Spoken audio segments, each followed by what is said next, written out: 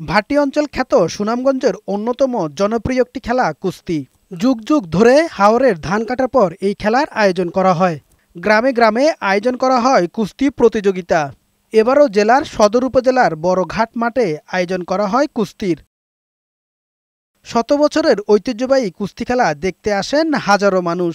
এই উপলক্ষে গ্রামে গ্রামে বিরাজ করে উৎসবের আমেজ। এক গ্রামের লোকজনকে আমন্ত্রণ ও আপ্যায়ন করে আরেক গ্রামের মানুষ।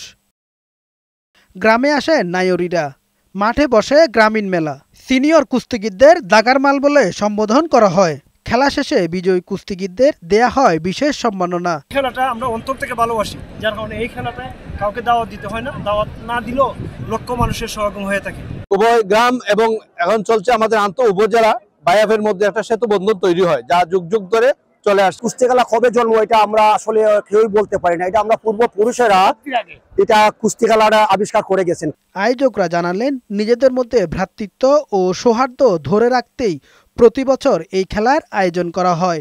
এই কুস্তি খেলার মাধ্যমে আমাদের এই যে সুনামগঞ্জের 5টি উপজেলা যে বৃত্তের আবর্তে আমরা একটা বন্ধনে আমরা আবদ্ধ হয়েছি, এই বন্ধন থেকে কেউ আমাদেরকে সরাতে পারবে না। কামাল উদ্দিন, বৈশাখী সংবাদ।